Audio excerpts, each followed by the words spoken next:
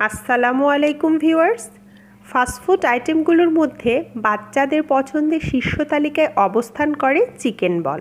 আর সিপির chicken বল তো তাদের মধ্যে সব থেকে বেশি জনপ্রিয়। একবার ভাবুন তো, সিপির চিকেন বল যদি বাসায় বানানো যায় তবে কেমন হবে।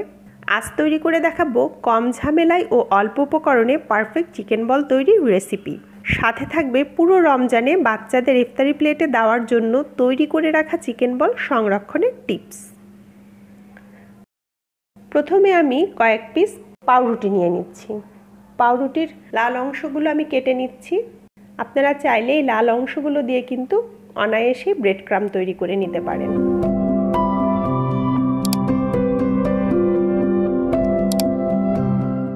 নিয়ে নিচ্ছি 1 কাপ চিকেন কিমা।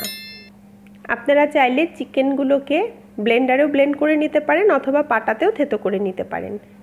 দিয়ে দিচ্ছি হাফ চা চামচ রসুন বাটা, হাফ চামচ আদা বাটা, হাফ চামচ সয়া সস, হাফ চামচ টমেটো সস।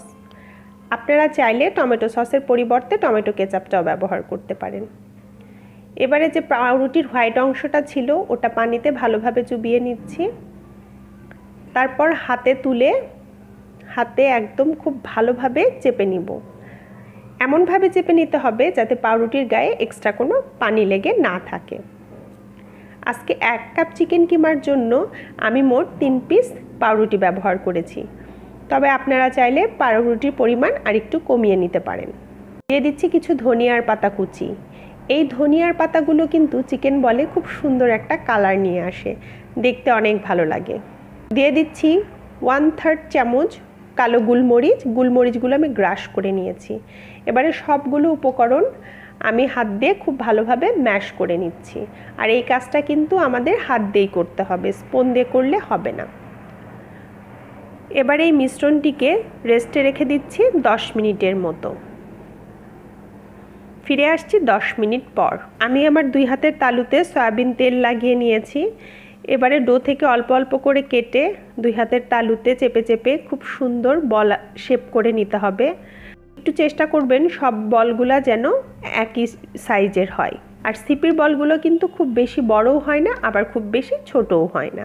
আমার ডো থেকে সবগুলো বল বানিয়ে নেওয়া হয়েছে। আমার আজ 1 কাপ চিকেন কিমা দিয়ে 21টির মতো বল হয়েছে। এ পর্যায়ে এসে আমি বলগুলোকে ফ্রিজের নর্মাল পোর্শনে রেখে দেব 2 থেকে 3 ঘন্টার জন্য। 2 থেকে 3 ঘন্টা পর আমি একটা ছিদ্রযুক্ত পাত্র নিয়ে নিয়েছি বলগুলোকে স্টিম করার জন্য। পাত্রে একটু সয়াবিন তেল ব্রাশ করে নিচ্ছি এবং বলগুলো তাতে বসিয়ে দিচ্ছি।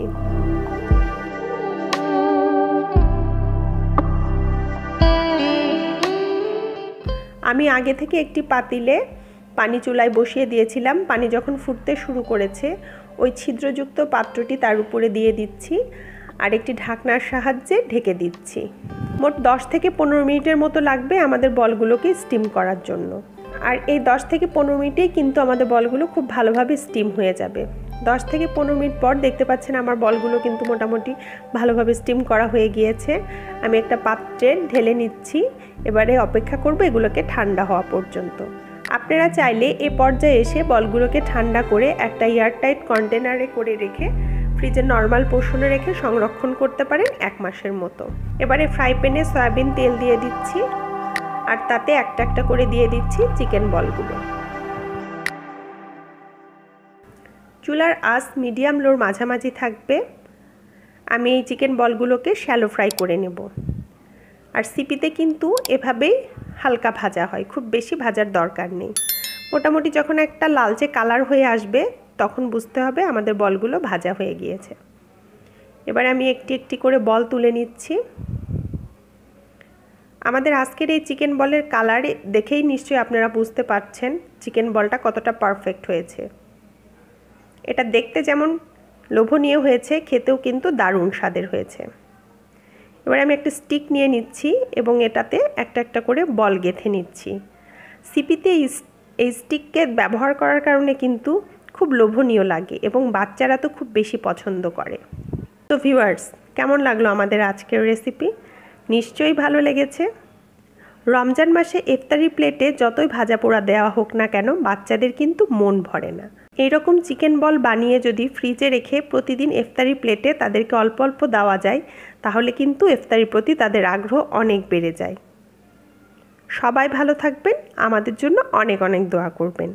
আর যারা এখনও আমাদের চ্যানেলটি সাবস্ক্রাইব করেননি অবশ্যই করে নেবেন। আল্লাহ হাফেজ।